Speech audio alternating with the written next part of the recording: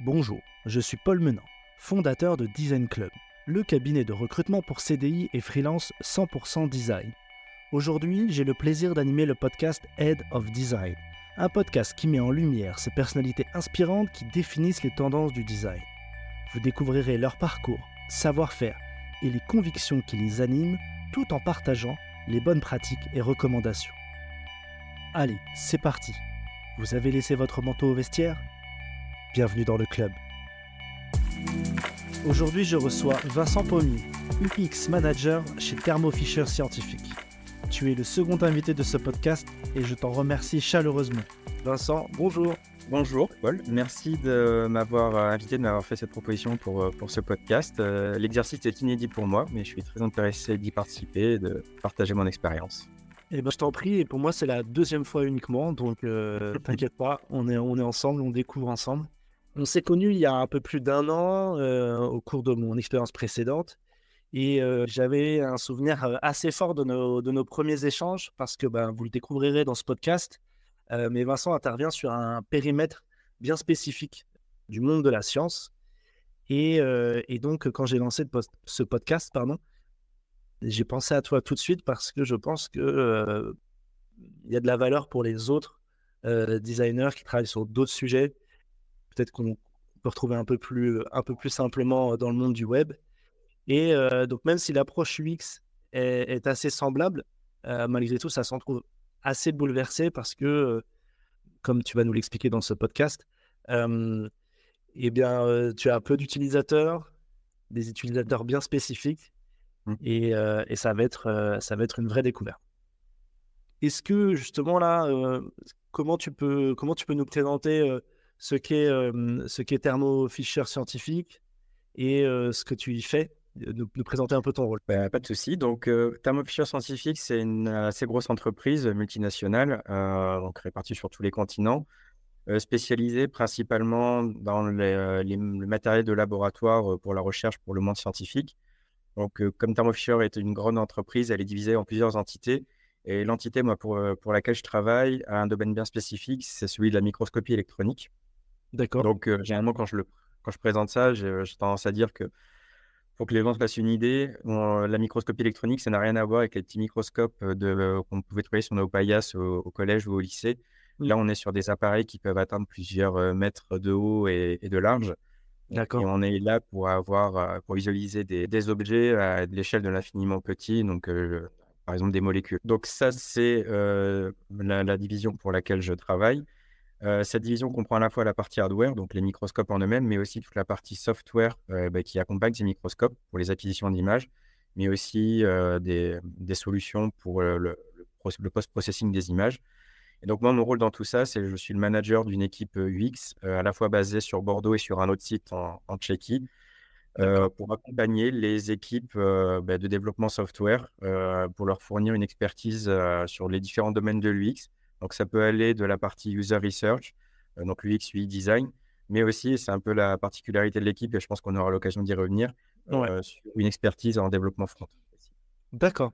Et donc, pour bien comprendre, toi, tu interviens sur toute la partie, sur le frontal de ce qu'on peut voir à la fois donc sur le microscope, enfin, comment utiliser le microscope, c'est Mmh. ça? Il y a un écran dessus et donc, Mmh. il y a sûrement des boutons et des molettes voilà, et donc, ça, c'est sur cet écran-là et puis aussi après, il y a aussi du logiciel Mmh. qui va traiter donc, les images, pris par le microscope. Alors Principalement, c'est ces 2 outils, c'est ces 2, nous, plus spécifiquement, paradoxalement, on va pas vraiment intervenir sur les petites interfaces embarquées sur le microscope, d'accord, mais plus sur les clients lourds qui vont l'accompagner, puisque généralement, enfin, donc on a le microscope dans le laboratoire, il y a le microscope et à côté, il y a un véritable poste de travail, généralement avec, un d'accord, OK. ordinateur et plusieurs écrans. Et nous, c'est sur les Ah ouais, softwares qui vont être utilisés sur ces moniteurs-là. parce qu'on a préparé l'émission, tu m'expliquais, qu'aujourd'hui, ton entreprise, elle est face à un défi UX qui est assez important car, en fait, techniquement, avec vos concurrents, vous avez atteint un seuil technologique qui, vous êtes tous arrivés au niveau atome. on peut pas vraiment aller plus loin. Il y a peut-être plein d'autres choses qui peuvent être possibles, bien sûr, technologiquement. Mais en tout cas, vous êtes arrivé à ce niveau-là. Et donc, aujourd'hui, pour vous différencier sur le marché de la vente de ce type de microscope, et il y a peu de, et j'imagine qu'il y a peu d'acteurs aussi qui en achètent. Enfin, voilà, c'est un marché qui est très concurrentiel. Et bien, ça allait être l'expérience utilisateur qui allait faire la différence. Euh, Est-ce que tu peux nous en dire un peu plus sur cette partie-là et ce défi? Oui, bien sûr. En fait, pour moi, il y a 2 choses. La 1re chose, donc comme tu viens d'en parler, c'est vrai qu'au niveau technologique, on arrive un peu, plus ou moins pas à égalité, mais au niveau de la concurrence, à se rejoindre sur plusieurs points. Mm. Et on sent que depuis 2-3 ans notamment, même la thématique de l'utilisabilité de nos produits est quelque chose de plus en plus récurrent, qui remonte, du business. Alors qu'avant, on prêchait un peu dans le vide sur ces thématiques-là. Parce qu'on nous disait: «Bah, de toute façon, voilà, nos utilisateurs, ce sont des scientifiques, ils sont habitués à faire des choses complexes. Donc si nos produits sont complexes, c'est pas très grave». Mm. Sauf que maintenant, il y a une remontée business de ce côté-là. Donc on commence vraiment, enfin, toutes les strates commencent à s'intéresser à ces questions d'utilisabilité. Et aussi, il y a la deuxième chose, c'est que, nos utilisateurs, bien que ce soit des scientifiques, ce sont aussi des personnes, on va dire lambda, qui sont maintenant, qui sont confrontés tous les jours à des solutions numériques avec, les smartphones, les ordinateurs et tablettes et cetera. Mm. Donc ils sont confrontés à certains standards et Ouais, maintenant, bien ils sûr. s'attendent aussi à retrouver ces standards, même dans leur vie professionnelle. Donc c'est Ouais, tout à fait. Et puis de mémoire, il y a des personnes qui sont spécialisées pour utiliser votre microscope et uniquement dans le fait de, de prendre l'image, en fait. C'est vraiment juste euh, le photographe, en fait, du microscope. Parce que c'est tellement complexe à prendre comme image qu'on a besoin de quelqu'un qui va uniquement être spécialisé sur ça. Potentiellement, l'idée, c'est plutôt après d'arriver à ce que ce soit directement la personne qui analyse mmh. les images qui puisse aussi le faire par lui-même. Oui, il y a aussi cette problématique-là d'ouvrir le champ un petit peu des possibles là-dessus, qu'on n'ait pas forcément besoin d'avoir, des compétences extrêmement, pointues en microscopie pour pouvoir réaliser une acquisition. Ouais, parce que c'est un vrai métier.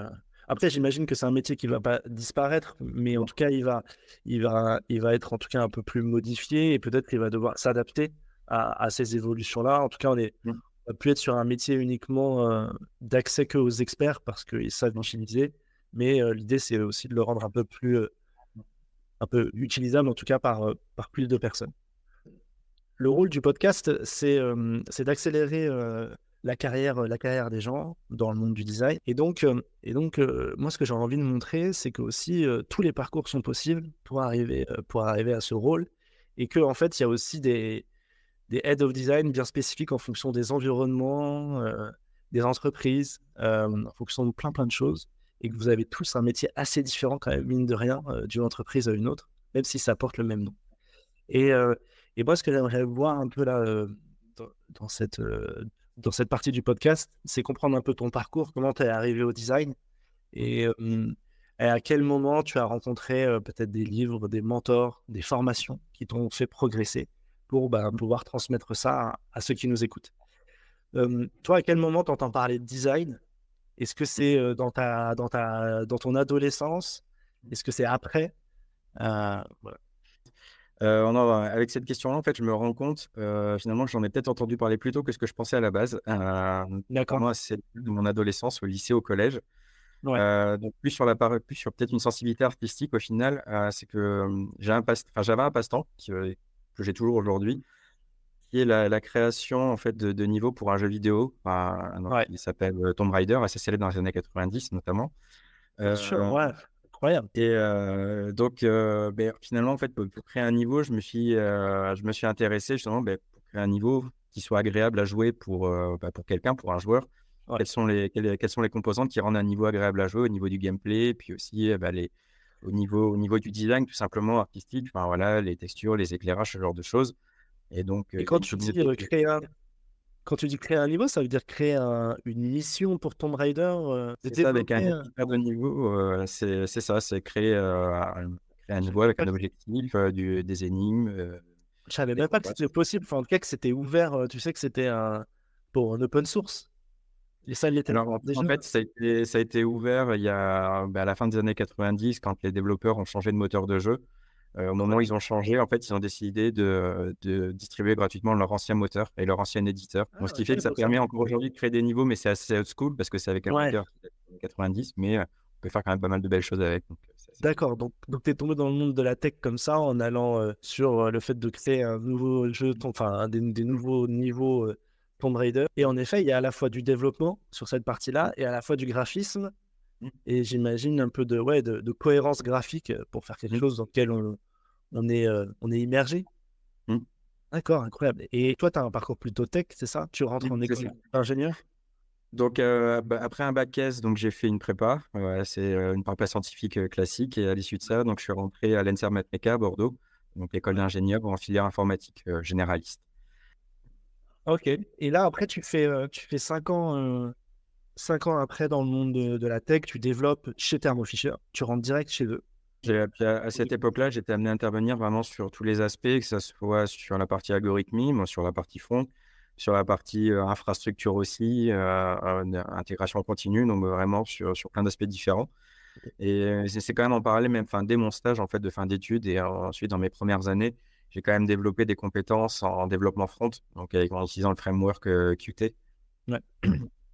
Et sur les 5 premières années, et petit à petit, bah, le fait de développer mes compétences en développement front aussi, ça m'a amené, notamment avec, mon chef à l'époque, enfin qui a été mon maître de stage et à la fois mon chef, bah, de commencer à réfléchir un peu plus aux thématiques, UX. Et donc, c'est ça. C'est là, j'allais te dire, mais alors, quand est-ce que rentre l'UX dans ta vie? Quand est-ce que ça rentre dans ta vie et que tu te dis, bah, tiens, je vais peut-être un peu laisser le développement de côté et aller un peu plus loin. Donc bah, c'est à ce moment-là, progressivement, en fait, c'est arrivé dès le stage, mais petit à petit, enfin, ça a été assez lent, on va dire, dans le sens où, bah, au début, on était un peu enfin, mon chef à l'époque et moi-même, on était un peu seuls face, pour pousser ces thématiques-là. Ouais. On n'était pas très écoutés, donc ça restait un domaine qui était à la marge, surtout, bah, sur les premières années. Mais après, petit à petit, on a réussi, notamment, en fait, via, la mise en place d'un design system pour l'entreprise, D'accord. enfin, pour nos applications. Ça a été un peu la porte d'entrée, en fait, pour les thématiques, plus UX.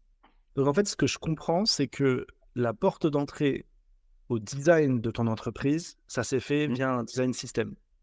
Exactement. Parce qu'en fait, au moment où on a été racheté par Thermo Fisher, mais en fait, Thermo Fisher, à ce moment-là, du coup, a racheté beaucoup de soft, un portefeuille de soft assez différent. Mhm. Et bien sûr, chacun avait sa charte graphique, donc il y en avait qui étaient gris, qui étaient verts, qui étaient bleus, donc ça commençait à se poser la problématique, en fait, qu'on avait des clients, souvent ils n'utilisent pas un seul de nos logiciels, mais plusieurs de nos logiciels dans leur vie de tous les jours, et ils se demandaient, en fait, bien qu'ils aient acheté tous les logiciels auprès de Thermo Fisher, comment ça se fait que chacun soit différent? Ils n'avaient pas l'impression d'avoir acheté, que tous ces softs-là, en fait, soient développés par la même entreprise.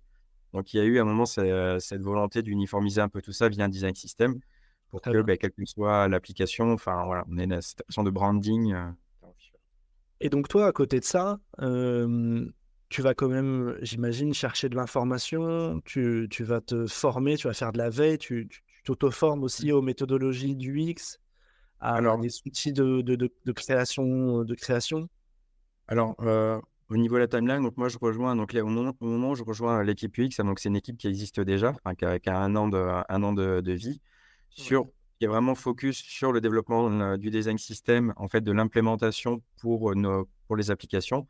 Parce que l'idée derrière, en fait, c'est que les développeurs n'aient plus à se poser la question, qu'ils intègrent nos libs qui est le design system, soit en Qt, soit en WPF, Mm. et ensuite, du coup, ils ont le rendu sans se poser de questions. Ça après en parallèle, effectivement, avec, la la personne que j'ai rejoint dans l'équipe, je vais citer son nom, Nicolas Lafourcade, qui, Ouais, lui travaille sur la lib WPF. Ça nous a permis en fait, de pousser sur les thématiques UX, de commencer à se poser la question. En fait, on voyait qu'il y avait des problèmes d'expérience utilisateur dans nos applications, et de commencer vraiment à se poser la question, comment on pourrait y remédier? Qu'est-ce qu'on pourrait apporter comme solution? Donc, là, c'est un peu chacun de notre côté et aussi ensemble de se documenter, de faire principalement sur internet avec des sites comme, comme les sites de Nielsen, ce genre de choses pour. C'est la question que j'allais te poser après, c'est bah, justement, est-ce que tu as souvenir un peu vers quoi tu t'es tourné, des livres précis, même si c'est vrai qu'à la fin, on parle de nos recommandations, mais peut-être ce sera peut-être pas ta recommandation à ce moment-là, mais justement, vers quoi tu vas? Vers quel type? Il y a eu le site de Nielsen, qui est un peu représenté quand même comme un peu la Bible au niveau de l'UX. Mhm. On a eu l'occasion aussi d'avoir des formations en interne par des organismes externes sur l'UX, sur l'UX design, de quelques livres aussi à l'époque qui nous avaient été fournis sur notamment l'ergonomie des interfaces, ce genre de choses. Donc, c'est la somme de lectures, de veille techno sur Internet, ce genre de choses. Puis l'expérience aussi beaucoup, d'essayer des choses qui fonctionnent ou pas. Et tu vois. Ouais, très bien, très bien. Euh, et, et ensuite, on arrive au fait que bah, tu vas passer Head of Design, Hmm. tu prends en responsabilité. Comment tu arrives à ce rôle-là? Et je dirais quels ont été un peu les moments clés qui ont fait que tu es arrivé à ce rôle? Alors, donc, ça fait 2 ans maintenant que je suis à la tête de l'équipe. Mhm. C'est vrai que je suis devenu manager de l'équipe sur une opportunité qui s'est présentée à ce moment-là. Parce que c'est un moment où l'équipe commençait à prendre une importance et on voyait, enfin, c'est là où on commençait à entrevoir tout ce qu'on pouvait apporter. Et donc, c'est vrai que j'avais vraiment cette volonté de prendre ce poste-là pour essayer d'accompagner ce changement et cette montée en puissance. Ouais. Je dirais que le moment clé s'est passé, enfin, il y a eu un moment clé quelques mois après que je sois passé manager de l'équipe. Ça a été, je m'en suis pas rendu compte sur le moment, mais ça a été vraiment je vais le dire en anglais, mais le turning point en fait Mhm. euh, pour l'équipe. C'est un design sprint qu'on a réalisé dans le cadre d'un projet donc sur un de nos sites à l'étranger aux Pays-Bas. Mm. Et en fait, c'est ce design sprint-là qui a montré tout ce qu'on pouvait apporter, la valeur de notre travail et qui a vraiment légitimé l'équipe et notre travail. Parce qu'en fait, pour donner un peu de contexte, ça Ouais. faisait 6 mois en fait qu'une équipe nous avait contactés pour améliorer l'UX d'une partie d'un produit. C'est-à-dire que pendant 6 mois, en fait, avec tous les stakeholders, donc product manager, product owner et développeurs, on tournait un peu en rond. On n'arrivait pas à trouver de Ouais. solution. Chacun tirait un peu la couverture à soi. Et notamment, nous, en fait, on n'arrivait pas trop à faire entendre notre voix en tant que UX Ouais. designer. Je comprends. Donc, au bout d'un moment, du coup, il était décidé, allez, on va une semaine sur le site. On fait l'exercice du design sprint. C'est la première fois qu'on le faisait. Donc, c'était aussi une prise de risque. On met Ouais. tous ces gens autour de la table pendant une semaine et pendant la fin de la semaine, l'objectif, c'est d'avoir une solution. Et ça, comment tu as réussi à leur faire entendre raison, ou en tout cas de se dire, bah, tiens, ça peut être une bonne idée. Comment tu as réussi à les fédérer autour de ça? Alors, sur le moment, il n'y a pas eu trop. Alors, on a eu beaucoup pour le coup, de support du product manager de ce projet qui voyait aussi que ça patinait en fait et qu'on n'avançait Ouais. pas. Donc, l'idée a été faite conjointement avec lui. Et je pense qu'on est arrivé à un stade en fait où on était tellement bloqué que pourquoi pas. L'exaspération a dit, allez, c'est bon.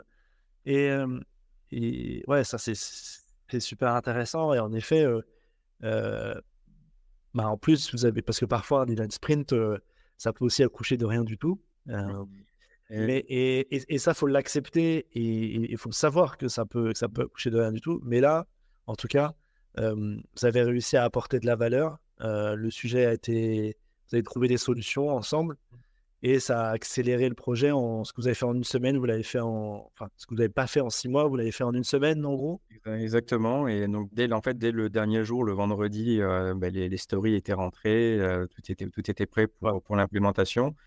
Et après, en plus, on a donné du travail en fait pour quasiment une année. Il a fallu un an pour implémenter tout ce qu'on avait proposé, mais ça a été implémenté. C'est dans le produit aujourd'hui et Incroyable. les retours clients sont très bons. Donc, Et là, dans ce design sprint, il y avait mmh. présent un décideur ou en tout cas quelqu'un qui avait, je dirais, un sponsor un peu fort qui était présent et Oui, qui s'est dit, bah, tiens, on va mettre le paquet maintenant sur cette façon de faire. Oui, justement, enfin, le product manager, à l'issue du design sprint, vu que ça a été un succès, il a pas mal parlé autour de lui, Mm. au niveau du top management ou autre. Ce qui fait qu'en fait, ce design sprint a fait pas mal de bruit en interne. Et c'est redescendu de notre côté par le top management qui en a entendu parler. Et c'est à partir de là qu'on le top management s'est rendu compte de ce qu'on pourrait, de notre valeur ajoutée, de vraiment ce qu'on pouvait apporter. Ouais, trop bien. Et ça, toi, après, de mémoire, tu me disais que tu avais fait aussi une présentation autour un peu de la capacité à quantifier l'UX et l'impact que ça a eu déjà financièrement. Est-ce que tu Ouais, peux m'en dire un peu plus sur ça? C'était ouais. sur ce projet-là, d'ailleurs? Oui, c'était sur ce projet-là, oui, qui a servi Ouais, d'exemple parce super. que notamment un des problèmes, et je pense que il n'y a pas que chez nous, je pense que c'est un peu partout pareil. Pour justifier un peu de l'utilité de l'UX dans les entreprises, on nous demande un peu de quantifier qu'est-ce que voilà, notre valeur ajoutée, le retour sur investissement. Et c'est assez compliqué parce que surtout en plus, nous, de notre côté, on travaille, enfin, nos solutions, c'est à la fois du hardware et du software. Le software, c'est finalement peut-être une plus petite partie dans nos produits. Donc, quantifier voilà, le travail qu'on va faire en UX sur la partie software, l'impact réel que ça aura sur le client et en termes de chiffre d'affaires, c'est assez compliqué. Donc là, ce qu'on avait fait sur ce projet, c'est que j'avais quantifié en termes de temps passé en fait de tous les stakeholders, donc product manager, développeur, product owner, pendant les 6 mois et le temps passé en réunion, en heures, et cetera, de le quantifier en termes BRDR, de salaire de ces gens-là et donc combien ça avait coûté en fait ces heures passées et perdues en réunion et le temps passé, sur une semaine avec ces gens-là et de montrer, voilà, on a passé, X heures, pendant 6 mois. Là, finalement, on a passé beaucoup moins d'heures sur une semaine et on a trouvé une solution. Et là, c'est sonnant et trébuchant Oui, voilà.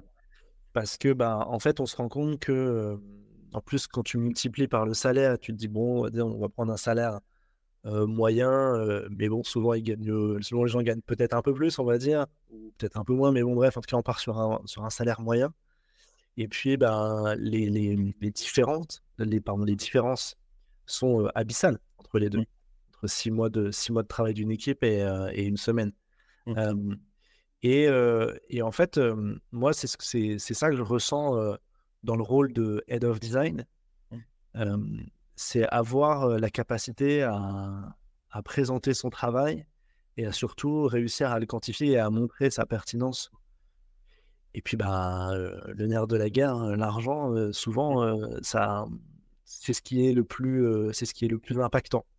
Et je trouve que, en tout cas, quand on l'a avec les différents échanges, avec les heads of design avec qui j'échange, je ressens vraiment ça, cette notion de quantifier. Et donc, ça, c'est un vrai tips, en tout cas, une vraie recommandation qu'on peut donner aux designers ou aux gens qui souhaitent aller vers ce type de rôle. Essayez à chaque fois Mmh.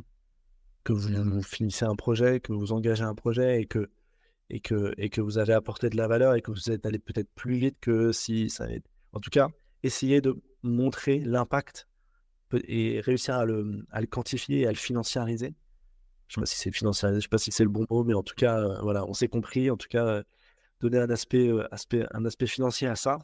Et, même à son niveau de designer. Et puis, ça veut dire que demain, vous vous préparez à le faire au niveau d'une équipe et au niveau peut-être même d'une entité globale. Enfin bref, après, c'est juste à l'échelle, il faudra le mettre à l'échelle, il faudra vous accompagner à l'échelle, mais super. Et ok, je comprends très bien. Et ça, aujourd'hui, c'est quelque chose qui est rentré dans les mœurs ou c'était un one-shot et ça s'est bien passé Non, et puis il y en non, a d'autres qui vont arriver il y en a d'autres. On a fait un deuxième Wow. design sprint, l'année dernière sur une autre thématique. Là, surtout qu'on a avec une complexité un peu plus élevée dans le sens où le 1er SMIC qu'on avait fait, c'était sur une partie d'un produit. Ouais. Là, on était plus sur des problématiques d'uniformisation multi-produits, donc avec des problématiques différentes. Et après, ça nous a permis surtout derrière, en fait, le gros outcome, c'est d'avoir pu faire grossir notre équipe pour Ah, pouvoir adresser toutes les demandes de services qu'on pouvait nous faire. Et c'est le parce, principal outcome. parce que au-delà de prouver que, entre guillemets, euh, ce- la méthodologie a fait qu'on a fait économiser de l'argent, qu'on a dépensé moins, euh, en fait, ça a surtout montré aussi à tous les autres Mmh, potentiels décideurs et porteurs de oui, projets de venir vers toi, de venir mmh, vers votre équipe mmh. pour les accompagner, pour que tu puisses apporter, grâce à tes méthodologies, de la vélocité à leur projet. Bah, exactement, c'est vrai qu'on est un peu dans le cercle vicieux, au début, c'est qu'on veut faire de l'UX, mais on nous demande, bah, à quoi ça sert? Vu qu'on nous donne pas de projet, ben, on peut pas vraiment justifier de l'intérêt. Sauf que du coup, pour pouvoir, justifier l'intérêt, il faut qu'on nous donne des projets. Enfin, c'est Ouais, parce que et donc aujourd'hui, tu es un peu un commercial du projet, tu vas un peu, enfin, tu as un rôle un petit peu aussi de mettre en avant l'équipe design et aller chercher un peu des projets et proposer à des exactement, porteurs de c'est projets? exactement ce qui se passe. C'est généralement, on essaie d'identifier les projets un peu critiques où il peut y avoir de gros besoins en UX et après d'aller prendre contact avec, les stakeholders de ces projets, de présenter un peu le portfolio de l'équipe s'ils ne nous connaissent pas.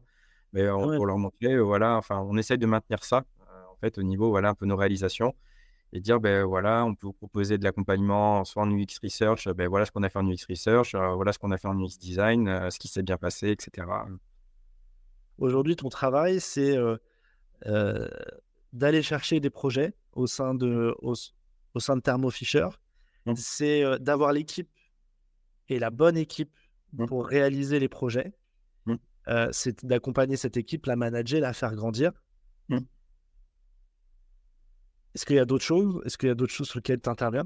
Alors aujourd'hui, j'ai Ouais, 3 casquettes officiellement. J'ai 3 casquettes officiellement, donc il y a toute la partie managériale, de l'équipe. Donc ça va être, oui, être un peu en avance de phase sur aller à la recherche des projets, mettre en relation, des équipes de projet avec mon équipe. Ensuite, j'ai toujours un peu la casquette du UX designer, donc je peux intervenir, sur, voilà, sur la production de mock-up, sur, des tests d'utilisabilité, ce genre de choses. Et j'ai aussi encore une casquette de développeur, C++, Qt. Il y a toujours le design system à maintenir et à faire évoluer de temps en temps et pour l'instant, je suis le seul développeur sur cette techno dans l'équipe, donc je peux encore amener à coder un peu encore aujourd'hui. Oui, est-ce que tu es pas le seul développeur en France sur cette techno? Non, il y a vous êtes Non, non, vous quand même. êtes Une ponctuation pour te rappeler que tu peux supporter le podcast Head of Design en donnant ton avis 5 étoiles et en t'abonnant pour suivre nos prochains épisodes sur ta plateforme d'écoute préférée. Enfin, partage l'épisode à ton réseau car la première règle du Design Club est de parler du Design Club. Merci à vous.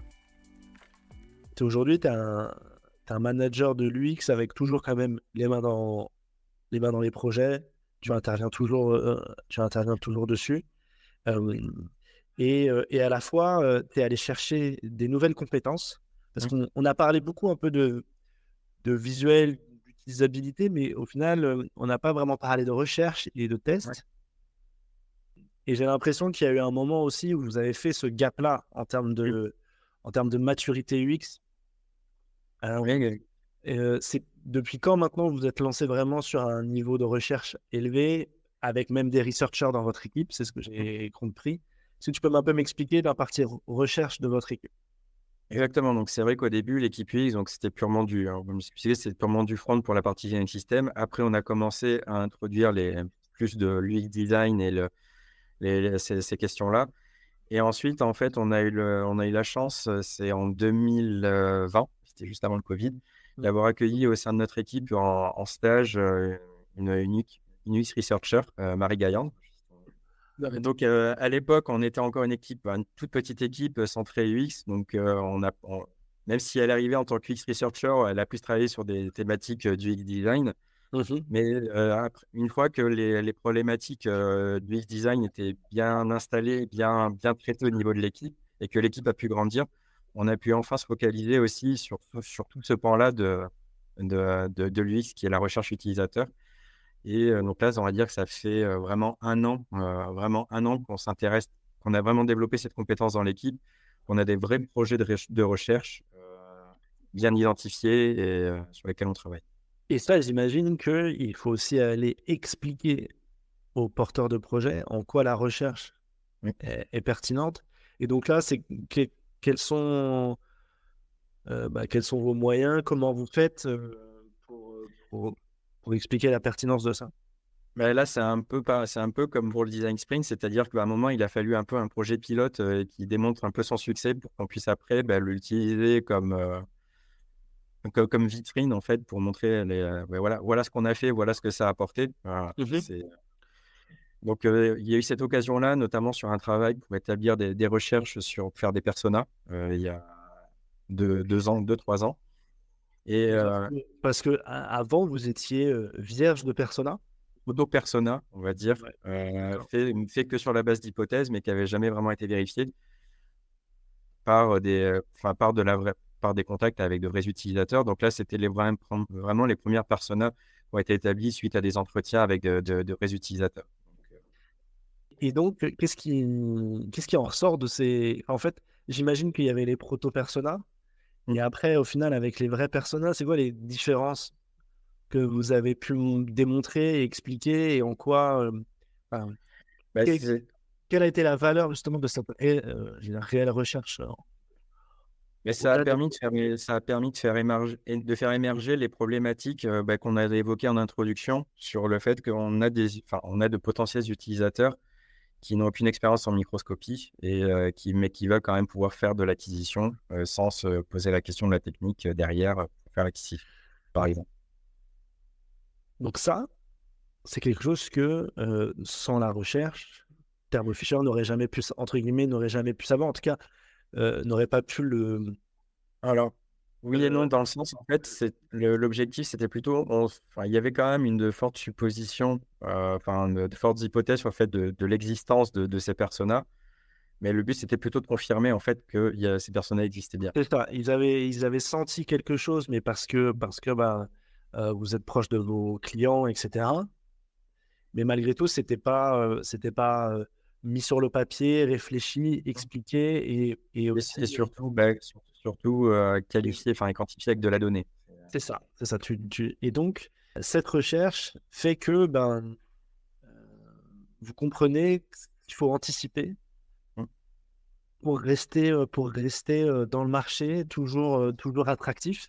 C'est fou, en fait, la valeur de dire que grâce à la recherche, vous avez réussi justement à anticiper les besoins futurs des Mmh. utilisateurs. Et donc, ça veut dire rester dans le marché parce que sinon, si vous faites pas ça, vous pouvez mourir, technologie ou pas technologie. Mmh. Et c- Non, c'est ça et on va dire aujourd'hui, c'est aussi, pas sans rentrer dans les détails, mais des Mm. fois, voilà, il y a des choix d'implémentation de certaines features ou autres qui paraissaient sur le papier, avoir un gain substantiel pour les utilisateurs, mais qui au final, on se rend compte que les features sont pas ou peu utilisées. Bah, tous ces problèmes-là, c'est du temps de développement qui a été passé, c'est, du temps passé à réfléchir à ces features-là pour au final un gain qui est quasiment nul. Donc, si de la recherche avait été faite en amont, avant le développement de ces features-là, on se serait rendu compte que soit c'était pas utile ou soit c'était mal pensé. Et ça, ouais, vous avez eu quelques cas sur ça. On a des cas qui sont arrivés ces dernières années là-dessus. Et là, on est sur des temps de développement, pareil, de 3, 4, 5, 6 mois peut-être. Ouais.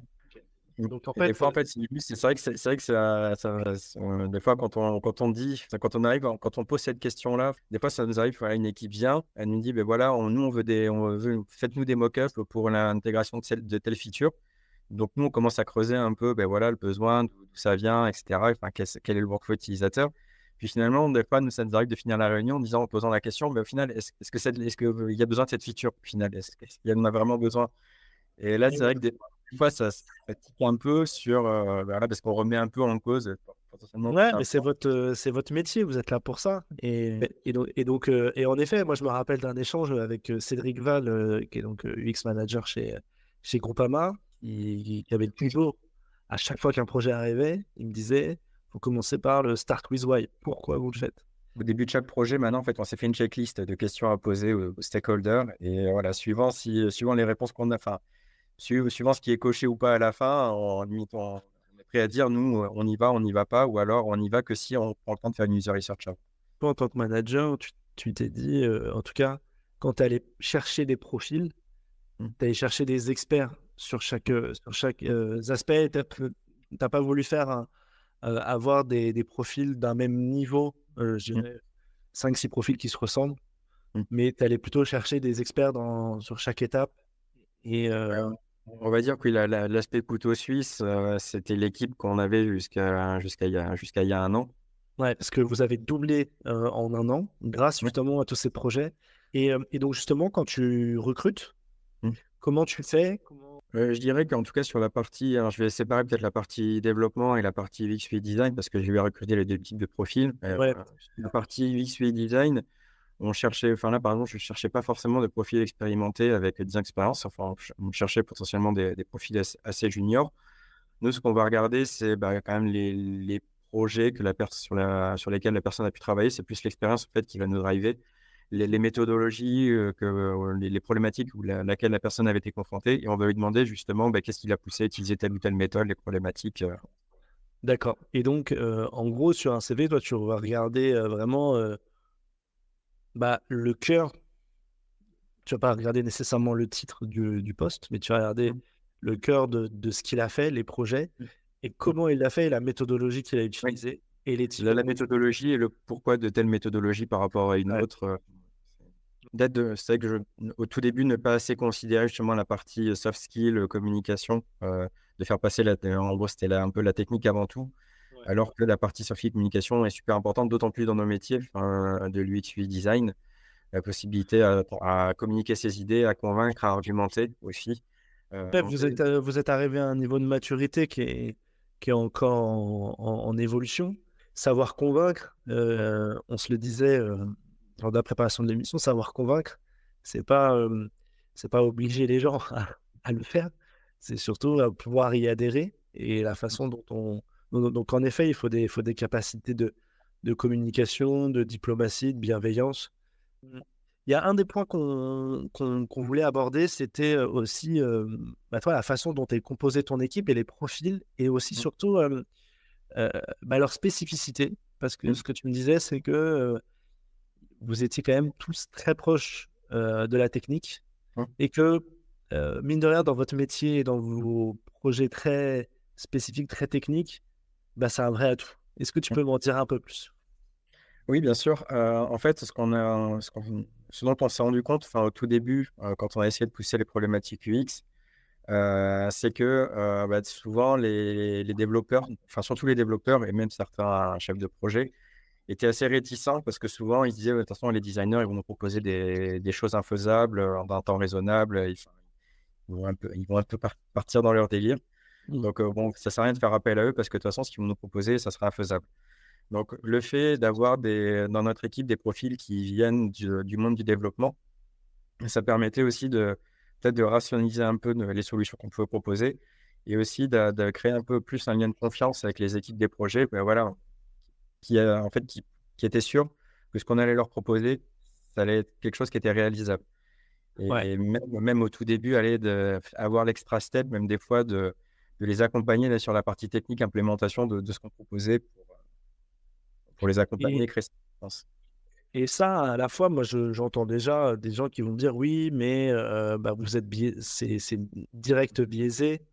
Peut-être que c'est aussi aux devs de changer un peu, de s'ouvrir, de peut-être que faut bah. Alors il y a les 2 cas et de toute Quelle façon, réponse tu as à ça?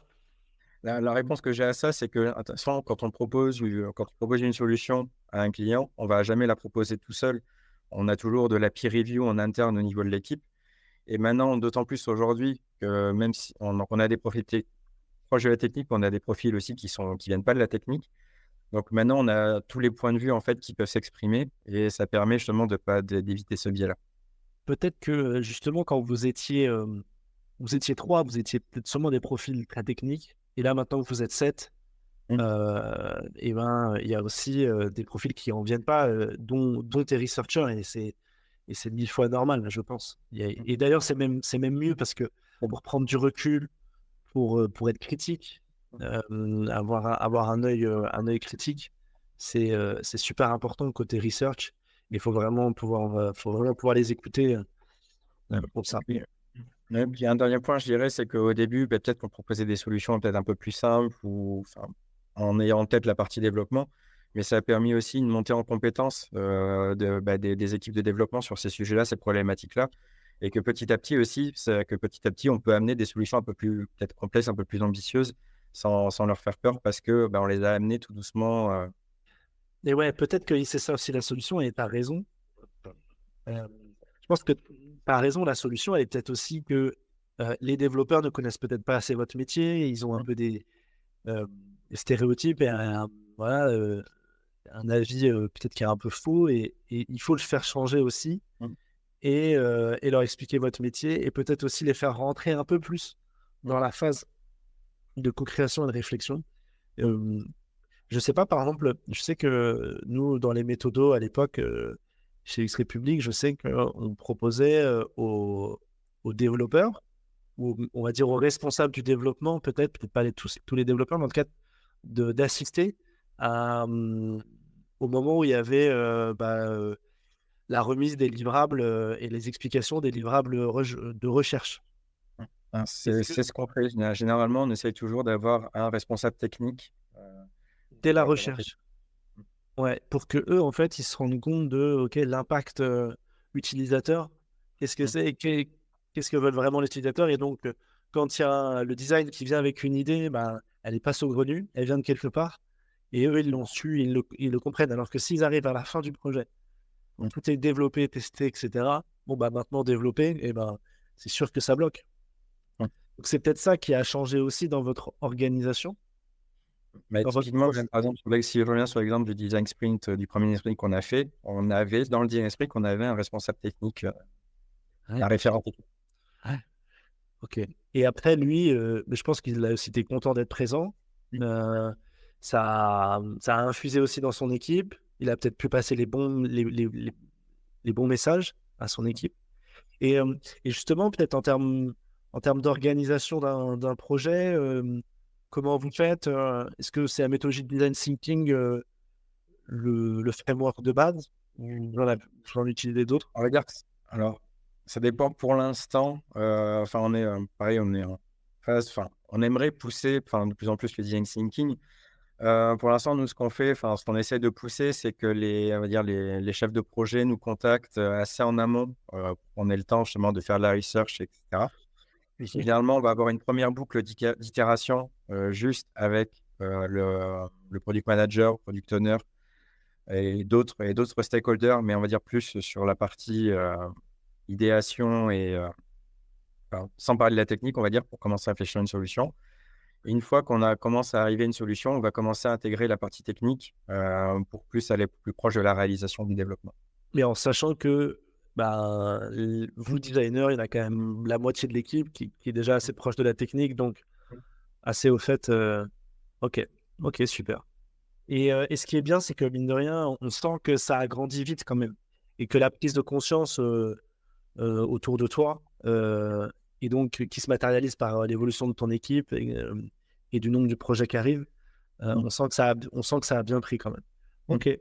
Surtout, je pense pour alors après, c'est peut-être un peu une vision que je peux avoir, mais pour des entreprises qui sont peut-être un peu sclérosées dans la technique, etc., Mmh. qui sont là depuis très longtemps, et ben, c'est appréciable. Après, l'idée aussi dans ce podcast, c'est que qu'on puisse aussi découvrir un peu, toi, tes convictions sur certains sujets du design.